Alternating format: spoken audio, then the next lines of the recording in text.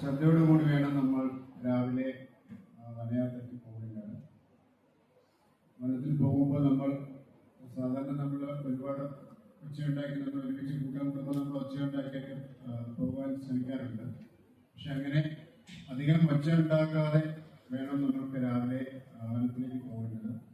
പ്രധാനമായും പക്ഷികൾക്ക് ഉച്ച കേട്ട് കഴിഞ്ഞാൽ പക്ഷികൾ വളരെ പെട്ടെന്ന് പേടിച്ചിട്ട് പറന്നു പോവുകയും അവയെ നമുക്ക് കാണാൻ പറ്റാത്ത രീതിയിൽ ഉണ്ടാവുകയും ചെയ്യും. അതുകൊണ്ട് നമ്മുടെ യാത്രകളിൽ വലിയ സംഘം മിക്കവാറും 3 സംഘങ്ങളായിട്ടായിരിക്കും പോകാന്ന് എനിക്ക് തോന്നുന്നു. കൂടുതൽ ആൾക്കാരുണ്ട്, 3 ഗ്രൂപ്പായിട്ടായിരിക്കും പോവുക. ഇതിലും 10 പേരെങ്കിലും ഒരു ഗ്രൂപ്പിലുണ്ടാവും.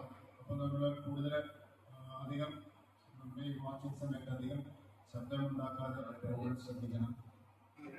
പിന്നീട് പലപ്പോഴും നമ്മൾ കൂട്ടം തെറ്റി പോകാതിരിക്കാനും ശ്രദ്ധിക്കണം. കൂട്ടം തെറ്റി പോകുമ്പോൾ നമുക്ക് ഒരുപാട് മുന്നിലോട്ട് നടക്കും. ചിലപ്പോൾ ഏതെങ്കിലും അരിമലോ നമുക്ക് ശ്രദ്ധയിൽപ്പെട്ടൊന്നും വരത്തില്ല. അതുണ്ടാകാതിരിക്കാൻ വേണ്ടി നമ്മൾ എപ്പോഴും കൂട്ടത്തോടൊപ്പം തന്നെ നടക്കണം. പിന്നെ വനംവകുപ്പ് ഉദ്യോഗസ്ഥരുടെ വനപാലകരുടെ നിർദ്ദേശങ്ങളൊക്കെ നമ്മൾ നിശ്ചയമായി നമ്മൾ പാലിക്കണം. പിന്നെ കൂടുതൽ കളർഫുള്ളായിട്ടുള്ള വേഷങ്ങൾ ഒഴിവാക്കണം. വൈറ്റും ബ്ലാക്കും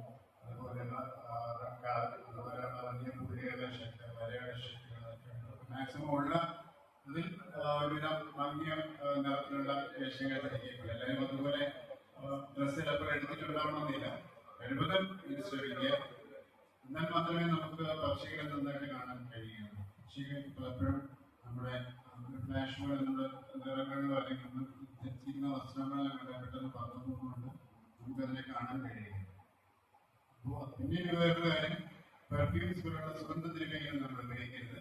അത് വന്യമൃഗങ്ങൾക്ക് വളരെ ഇഷ്ടമുള്ള കാര്യമാണ്. നമ്മുടെ വേർപ്പും നമ്മുടെ ശരീരത്തോളം പ്രശ്നം ഉണ്ടാക്കുന്നില്ലെങ്കിലും ആനയൊക്കെയാണെങ്കിൽ ഇപ്പോൾ നമ്മുടെ ഗന്ധം മനസ്സിലാക്കി കഴിഞ്ഞാൽ പരമാവധി അവർ നിശബ്ദമായിരിക്കും. കൂടുതൽ നമ്മൾ അപ്രോച്ച് ചെയ്യുമ്പോൾ മാത്രമാണ് അവർ അതിൻ്റെതായിട്ടുള്ള ശബ്ദം. കാരണം കാറ്റ് നമുക്ക് അനുകൂലമാണെങ്കിൽ നമുക്ക് ആനയുടെയൊക്കെ സ്മെല്ല് നമുക്ക് കിട്ടും. അപ്പൊ നമ്മൾ സേഫാണ്. പക്ഷെ കാറ്റ് തിരിച്ച് നമ്മുടെ പിന്നിൽ നിന്ന് വീശി അനിമൽ ഇരിക്കുന്ന സ്ഥലത്തേക്കാണ് വീശുന്നതെങ്കിൽ നമ്മുടെ ഗന്ധം മൃഗങ്ങൾക്ക് കിട്ടും. അപ്പം നമ്മൾ കുറച്ച് ശ്രദ്ധിക്കണം.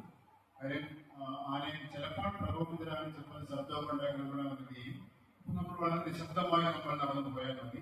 കൂടുതൽ നിശബ്ദത പാലിക്കണമെന്ന് മാത്രമേ പറയുള്ളൂ. പിന്നെ ഇവിടെ നാട്ടിലൊക്കെ പോയിട്ടുള്ള ആൾക്കാരായിരിക്കാം, അതുകൊണ്ട് കൂടുതൽ എനിക്ക് പറയുന്നില്ല. പക്ഷെ പക്ഷി നിരീക്ഷണത്തിന് ചില കാര്യങ്ങൾ നമ്മൾ ശ്രദ്ധിക്കണം. പക്ഷികളെ നന്നായിട്ട് നോക്കണമെങ്കിൽ വളരെയധികം ക്ഷമ വേണം, വളരെ നിശബ്ദത പാലിക്കണം.